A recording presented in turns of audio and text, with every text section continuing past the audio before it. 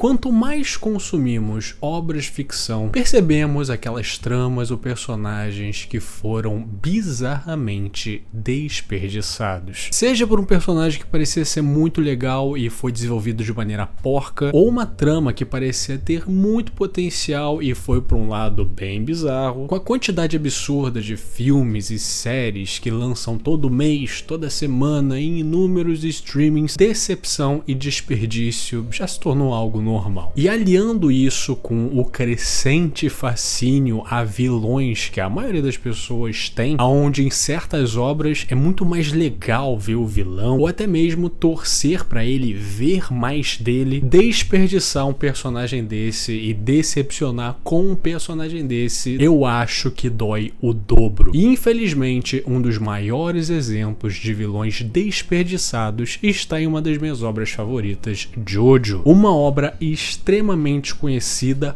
pelos seus vilões. E é claro que eu estou me referindo ao que era para ser o vilão principal da parte 5, Vento Dourado, Doppio. E só para você saber, nesse vídeo aqui terá spoilers sobre a parte 5, então esteja avisado. Para começo de conversa, eu tenho que dizer que a parte 5 é a parte que eu menos gosto. Isso não quer dizer que ela é ruim, ela só me atinge em um ponto meio específico. Se a gente for falar da popularidade de Jojo, provavelmente a parte 5 é uma das que mais é responsável por Jojo ser uma obra e uma franquia tão popular. Por exemplo, eu mesmo conheci Jojo quando a parte 5 foi lançada para anime, né, a sua adaptação. E eu acho que essa é a realidade de muita gente, que só soube o que era Jojo por causa da parte 5. Esse momento foi icônico para o mundo dos animes e para a comunidade de Jojo. Todo momento tinha um meme novo do Giorno Giovanna, eu tenho um sonho, todo mundo sabia disso, todo mundo reproduzia isso, e por causa disso, ela é uma parte muito amada pela maioria das pessoas, porque ela tem um vínculo meio emocional com ela. Sendo que o que me incomoda nessa parte é que ela tem muitos problemas e é muito pouco criticada. Hirohiko Araki é o exemplo de um autor excêntrico. Ele é um artista puro e tudo o que isso significa. Ou seja, além de extremamente autoral, ele é um autor livre, no sentido que ele não se importa tanto assim com continuismo, com tanta coerência e amarrar 1 milhão de eventos e fazer tudo fazer sentido e explicar tudo. O nome dessa série já é bem sugestivo: As Aventuras Bizarras de Jojo. É como se o nome da obra já fosse uma válvula de escape para qualquer tipo de crítica que demande algum sentido. É uma aventura bizarra, nada precisa fazer sentido. E da parte 1 à parte 4, a gente via certos momentos assim acontecendo, né? Momentos onde certos plots não eram muito explicados ou até mesmo esquecidos, poderes não eram revisitados, mas nessas partes isso tinha um certo charme. Isso era uma ocorrência rara de acontecer e que demonstrava, né,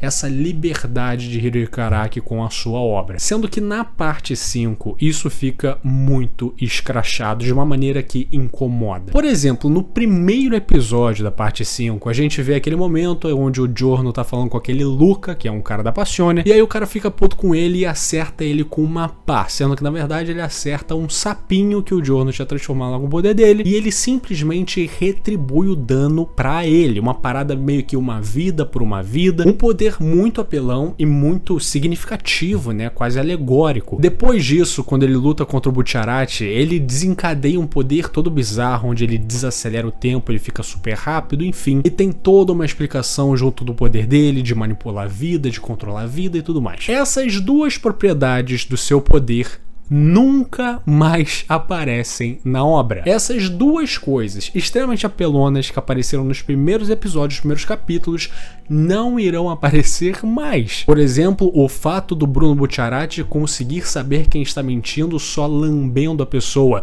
Isso também não vai aparecer mais, tá bom? Entende quando é um abandono tão grande que não dá pra ignorar, que não dá pra considerar, é charmoso? Mas eu acho que o abandono mais aparente dessa parte é o personagem Fugo. Ele é um dos caras que tá no bando do Butcherati e tem um dos stands mais animais que já existiu nessa obra. E chega um determinado momento assim que é bem crítico, que a galera fala assim, irmão, bora ficar junto, pô, bora seguir em frente e tal. E ele simplesmente fala, galera, é o seguinte, eu vou embora, tchau, tchau.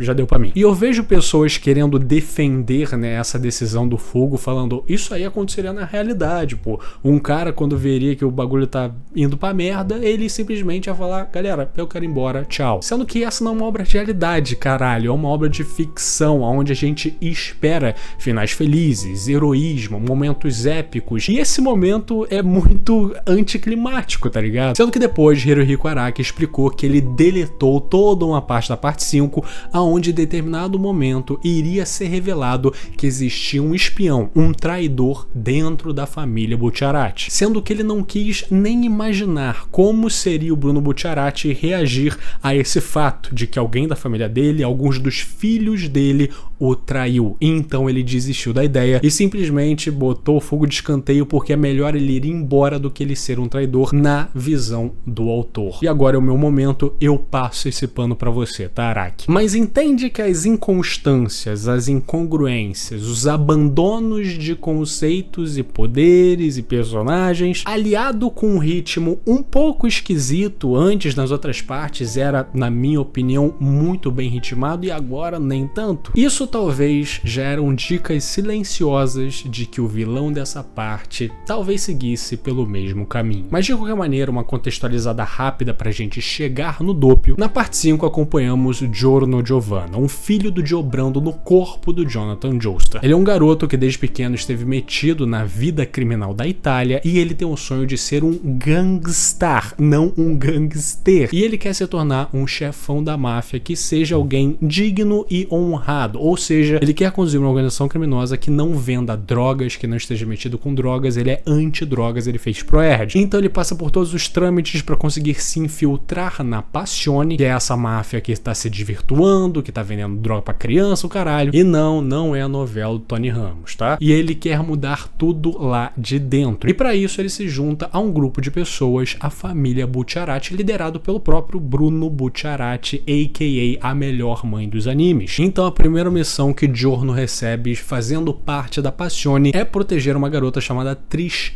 Una, que é a filha do chefão da máfia, e por causa disso ela poderia ser alvo de vários inimigos, portanto eles teriam que protegê-la até o chefão. Eles passam por várias coisas e quando finalmente conseguem entregar ela, olha que surpresa, o chefão é do mal e quer ferrar com a sua própria filha, fazendo com que a família Butcherati se vire contra o próprio chefão da Passione, fazendo dele o vilão principal dessa parte, mesmo que a gente não veja ele por bastante tempo. Essa figura é um completo mistério, aonde antes de vermos a face dele, a gente vê o stand que ele controla, o King Crimson, um stand relacionado à manipulação de tempo que é forte pra cacete. Um dos grupos que estava querendo sequestrar a Trish era o grupo de execução da Passione, que tinha traído o chefe porque eles estavam se sentindo lesados por ele, então o líder deles, Risotto Nero, estava querendo sequestrar a Trish para afetar o chefão. Então agora, com todas as informações, podemos seguir. Conhecemos o Doppio pela primeira vez quando ele aparece tentando salvar um garoto de ser atropelado enquanto ele estava querendo caçar um insetinho. E nessa tentativa heróica ele acaba sendo parcialmente atropelado, ficando fudido na rua,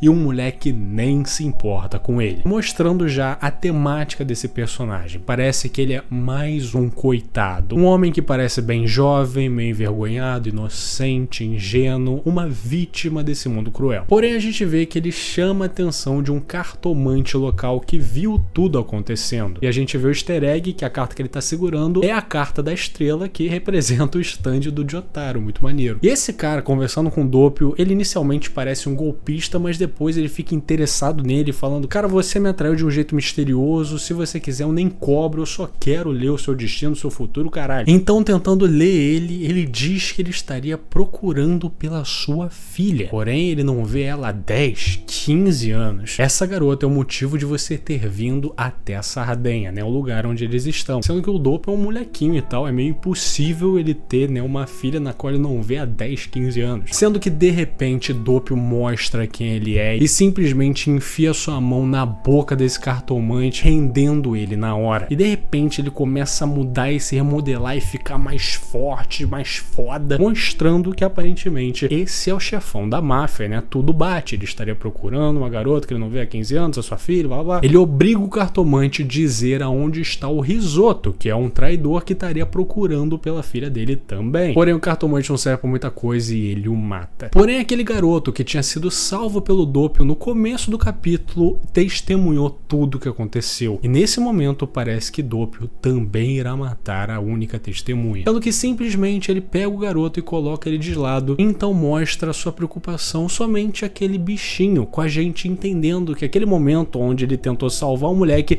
na verdade ele estava tentando salvar o pequeno inseto. Ele não se importa com essa merda desse moleque. Essa primeira cena já mostra exatamente como o Doppio é. Ele é o tipo de vilão psicótico. Um vilão meio esquizofrênico, aparenta ter uma dupla personalidade, uma parada meio fragmentada, né? Onde ele pode simplesmente ligar o interruptor e mudar a sua personalidade, ficar muito mais agressivo, mais forte. E essa é uma forma de fazer vilões de uma maneira até bem clássica, né? Hitchcock revolucionou isso no cinema com Psicose, fazendo o Norman Bates ser um personagem desse, que sofre de distúrbios, e isso que faz ele ser um vilão. Personagem esse que inspirou todo um arquétipo que ultrapassa gerações, mostrando exatamente essa dicotomia do Doppio, dele ser um moleque ingênuo, mas que simplesmente pode clicar e te matar a hora que ele quiser, ao mesmo tempo que ele tem uma apatia seletiva. Ele aparenta não se importar nem um pouco com humanos, mas se importar com a merda de um insetinho. E tudo isso ajuda a compor um personagem verdadeiramente perturbador, porque com exceção da mudança física, ele é um personagem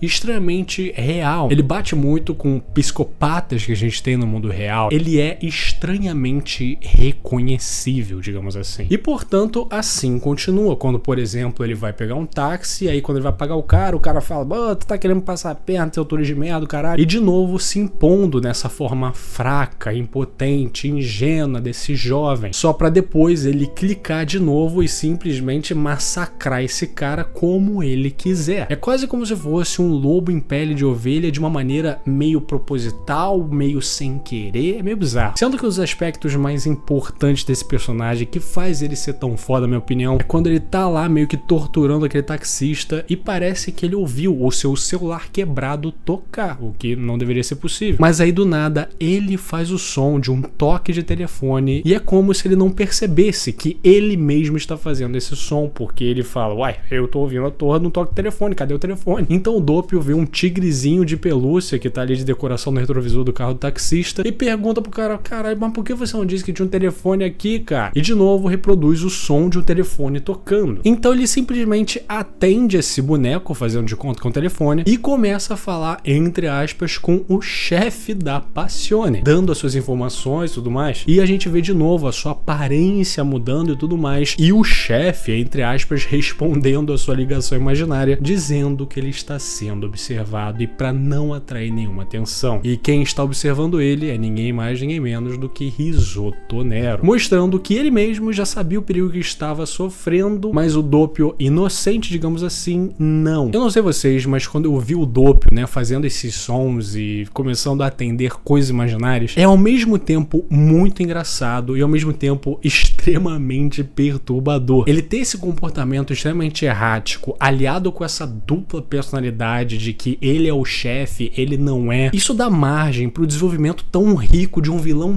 tão foda, cara. Você já consegue imaginar um personagem com uma infância difícil, que sempre foi muito introvertido, que nunca se sentiu bom o suficiente, então ele cria uma outra personalidade pra ser confiante por ele, pra ser o chefe, e faz o ele introvertido fazer o trabalho sujo, na esperança de que ele, introvertido, fazendo isso, consiga chegar no nível do chefe e um dia eles se tornarem um só. Isso é só uma interpretação de como o desenvolvimento pensamento dele poderia ser. E olha que legal, um personagem desse pode ser, não é verdade? Então, a partir desse momento, a gente vê uma das melhores lutas da parte 5 e uma das melhores lutas da série, que é Doppio contra Risotto Nero. É uma batalha que faz jus ao nome da série, é uma batalha bizarra, extremamente visceral entre os dois, e que no meio da batalha, várias vezes isso acontece. Ele imita o som de uma ligação e começa a tentar achar de maneira obsessiva esse telefone imaginário para mais ordens, para ele ter o que fazer, porque o Doppio, introvertido, o Doppio, o moleque, não consegue fazer nada sozinho. Então agora é a vez dele pegar a merda de um sapo e de novo ouvir o chefe, né, sua outra personalidade, falando exatamente para não correr da luta, para chegar perto, você tem que fazer isso, você tem que enfrentar. Então ele diz: meu querido Doppio, você se esqueceu que eu te dei uma parte do meu King Crimson? Usa essa merda. Com a gente vendo a cara do stand aparecendo na sua testa, na qual a gente sabe que quando o chefe apareceu lá com o Bucciarati, apareceu o stand inteiro e agora só aparece uma versão reduzida do King Crimson. E quando eu vi isso pela primeira vez, eu falei: caralho, que foda!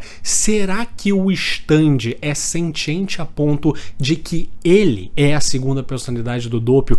Ele é o chefe, o King Crimson é o chefe? Porque a gente já tinha tido esse conceito em partes anteriores. Na parte 3 tem o Anubis, que é um stand que basicamente controla os outros, e depois na parte 4 a gente tem o Chip Trick, que é basicamente um parasita, que não respeita a vontade do seu usuário, blá blá blá. Então Jojo, como série, transcender e o verdadeiro vilão ser um stand, uma manifestação espiritual, ganhar esse nível de ciência, digamos assim, isso já faz a gente imaginar, né, o que uma pessoa tem que passar para manifestação do seu espírito ser um vilão, ser aquele que o controla. Olha aí, cara, olha onde a sua mente vai. Por causa disso, esse personagem se torna extremamente intrigante. No meio dessa luta, o grupo do Bucciarati intervém, e enquanto o Narante e o Bruno estão tentando achar onde estava aquele moleque e tal, a gente vê o Doppio escondido em uma pedra, e para ele conseguir recuperar o ferro no seu sangue, né, ficar de pé de novo, ele simplesmente come o sapo que ele estava fazendo de telefone, quebrando um pouco aquele conceito anterior de que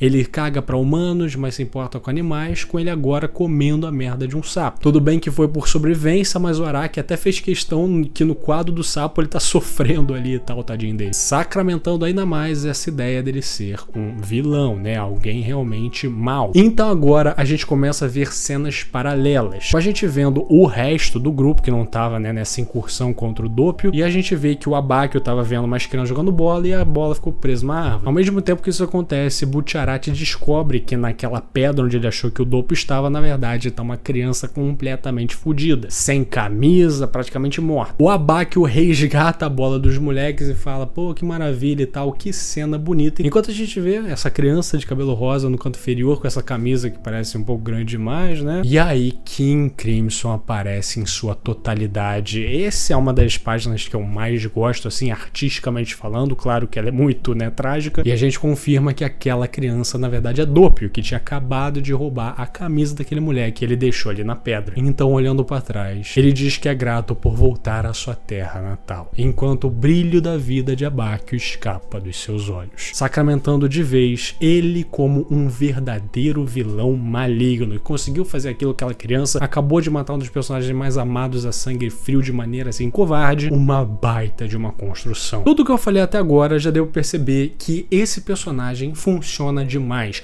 O Doppio com essa dupla personalidade, com essa complexidade, ainda mais com essa teoria, né, do stand fazer alguma coisa, ser sentiente alguma coisa, na minha visão era um dos vilões mais promissores, se não o mais promissor que eu já vi em uma das partes de Jojo. Sendo que aí a gente vê o primeiro erro desse personagem, que é o seu passado. A gente vê que numa penitenciária feminina acabou de nascer uma criança. Essa criança obviamente não foi criada na prisão, ela foi criada em uma igreja e parecia ser amável, parecia ser legal, e aparentemente depois de completar a maioridade iria servir a marinha, e então se despediu. Porém o padre, querendo reformar o quarto onde o Doppio ficava, vai fazer uma obra e simplesmente encontra enterrado no chão, ainda viva, a própria mãe, que por algum motivo continuava viva mesmo enterrada, mostrando a maldade inata desse garoto. Depois que a mãe de Doppio foi descoberta daquela maneira, simplesmente aquela vila pegou fogo e aparentemente foi ele,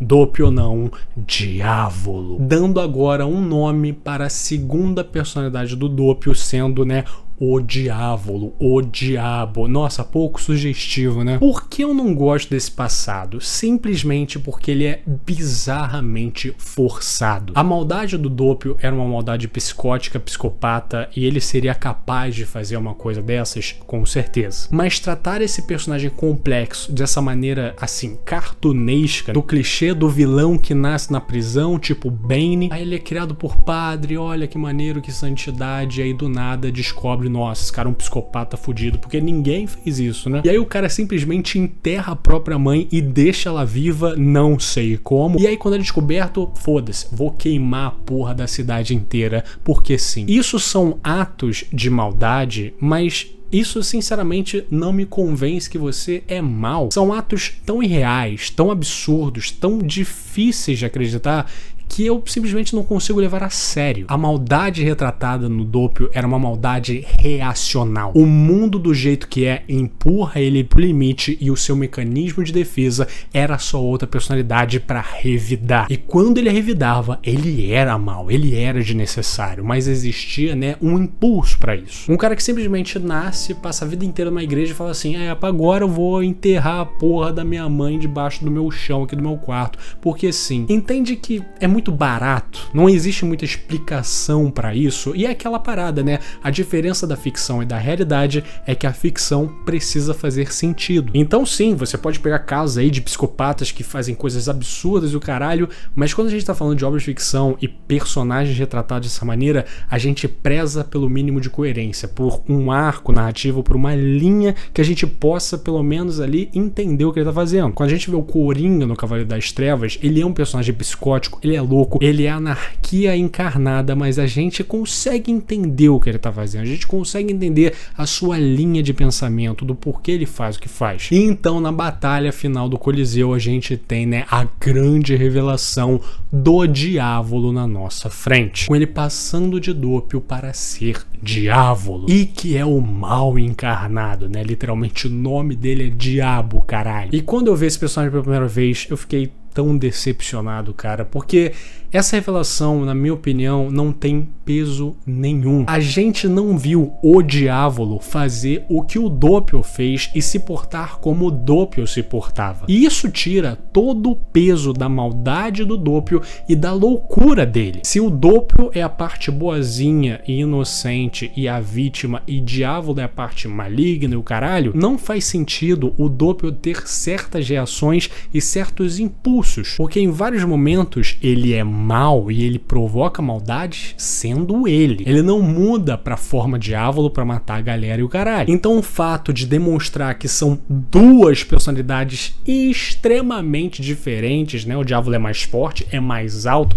tem um cabelo diferente, é muito diferente, é um outro personagem. E o Doppio é só um coitadinho, ai meu Deus, eu achei uma merda. Porque você entende que existiu todo um preparo com esse personagem, uma das lutas mais icônicas, um trabalho de desenvolver a sua loucura de uma maneira ímpar. E aí quando chega esse cara espalhafatoso, é praticamente rocambolesco, é um negócio que, de novo, é que nem o seu passado, é cartunesco, é demais, é forçado, é absurdo, não convence. E o mais importante de tudo, que eu acho que o Araki nunca considerou, Doppio é muito mais ameaçador, perturbador e dá muito mais medo do que o diávolo. O diávolo é um gostosão que fala que é mal e é forte, beleza. O Doppio é um moleque franzino com a merda de um cabelo rosa ridículo, com um pullover nada a ver, que do nada esse cara pira e pega qualquer merda, faz de telefone e finge que tá falando com um chefe e começa a matar todo mundo na frente dele. Isso é amedrontador, cara. Porque, por exemplo, esse novo charada do filme The Batman, ele impactou tantas pessoas? Porque ele não é um charada todo fantasiado que nem um Jim Carrey, só gritando e falando, eu tenho uma charada pra você. Ele é um serial killer, uma mente perturbada. A aparência dele é a aparência clássica desses nerd americano, incel, shunner, o caralho, que são esses sociopatas / psicopatas antissociais que vivem no mundo da internet e começam, né, a reproduzir e a ter esses desejos potencializados por essas tecnologias, mostrando que eles são esses monstros que estão entre nós e tudo mais. mais. E o Doppio tem um pouco disso, né? Essa dicotomia muito forte, mostrar um cara magro, inexpressivo, que tem medo de tudo, fazer as coisas que faz, buga a nossa mente, é perturbador. E já que eu comecei a falar do Diávolo, obviamente eu tenho que falar da sua conclusão, com ele sendo vítima do Golden Wind Requiem. E assim, tudo bem, Araki, o final do Diávolo é muito foda, com ele morrendo eternamente no looping de mortes infinito. É uma demonstração muito legal de um poder que manipula e cria vida, que alcançou o Requiem, alcançou sua forma mais alta e mais poderosa. Mas mesmo assim, nem isso salva. Doppio é um personagem incrível que infelizmente foi desperdiçado para a entrada de um genérico Diobrando que vai ter que comer muito arroz de feijão para chegar nos pés do carisma do mesmo. É verdadeiramente uma pena, porque eu fico pensando, né, o quão foda poderia ter sido esse personagem, com desenvolvimentos um pouco mais ousados, um pouco mais complexos, pensar com mais carinho no passado desse personagem, não ter medo de fazer com que ele não seja um arquétipo clássico de vilão, que é um cara bonitão, manipulador, forte, que demonstra grandeza, demonstra saber o que tá fazendo. Esses tipos de personagem, que nem o Doppio, que são fracos e psicóticos, geralmente são os que mais dão calafrios, e é uma pena que Araki não tenha percebido isso na época. Mas não sei, o Diávolo ter sido como foi talvez seja um subproduto de como toda a obra se portou, de maneira inconstante, incongruente, trazendo abandonos a todo momento. E de novo, é importante reiterar, eu não odeio a parte 5, eu gosto da parte 5, eu não desgosto dela. Eu acho que a parte 5 tem coisas maravilhosas, como o próprio Bruno Charati, que eu já falei aqui, mas quando eu vejo um personagem com tanto potencial ter sido desperdiçado dessa forma, é algo que com certeza me incomoda, porque eu consigo imaginar o quão foda seria. Mas é importante lembrar que essa é a minha opinião, e você pode ter a sua, inclusive deixe nos comentários se você concorda comigo, se você acha que o Doppio deveria ser o vilão principal, ou se você gosta do Diávolo e tudo mais, enfim, fique à vontade. Se você chegou até aqui, meu muito obrigado. Lembre-se sempre, curta, comenta, compartilha e se inscreva no canal, isso me ajuda demais. Se tiver para o seu lado, dê uma repada para ajudar o guri. Um agradecimento especial para o Alisson Rodrigues, Guaxin Gamer, Buruburu, O Gugas, a Rosca dele, Vanilson Silva, Retroblaze, Bigode Orei, Maria, Gustavo Ona, Matheus Santos, João Pedro, João Oben, Pedro Junqueira, Pedro Cordeiro PL, Rafa, Gabriel Franco, João Vitor, Volcanar e o Kakamaguichi, Codê Baixinhos, Renan Correia, Ticumia, Ria Benedito, Iburi, o Indialogável, Togers, Fábio Luiz, Victor Moser, Gian, Gustin Guelke, Gabriel Zardo, Frosty, Chimboca Xota, Saki, Giovanni Vaz, Guilherme Cruz, Jonas Fagundes, Madrugabi, Matheus Sarraf, Feceu, Saulo Rodrigues, Matheus Siqueiro, Guilherme Xavier, I Love Blondes, Quebra-Cabeças, Project Tawat, Monolítico, Elba de 1902, Hipnos 11, o Jardineiro Jesus, as Árvores, Somos Nozes, Devens, Vinho de Folhas Amargas, Killer, É Verdade, Pedro Rodrigues, Vitória Souza, Toxic, John Vector, Davi Martins, Issalon, Worth, Gabriel Rachadel, O Fluminense, Meu Nome é Jorge, Stedrovande, Manjobão, Catraca, Makoto Fando Dante, Branco Júnior, Richard K, Peso Delo 515, Teus 7, Paulo Vitor, Rafael Ribeiro, Yalin Rabei, Gabriel Fraga, Felipe Morgan, Fiat Pô Todo Fudido, Lucas J. Dantas, Iride, Rude Paz de 2H de Smoke, Dimitri Alves, Abílio Rua, Gabriel Rodrigues, Kaique Alexandre, Jackson D, Ângela Cavalcante, Igor Pereira, Maurício Vieira, Sugiro Kimimami, Yuri Fukuda e Woffen. Eles são os membros do canal, muitíssimo obrigado pelo seu apoio, vocês são fodas demais. E se você quiser ser que nesses Paladins do Inferno de Dante, considere ser um membro também. É uma coquinha, uma cervejinha que você deixa de beber no mês, então assim, se tiver sua carteira, por favor, considere. Tchau, tchau!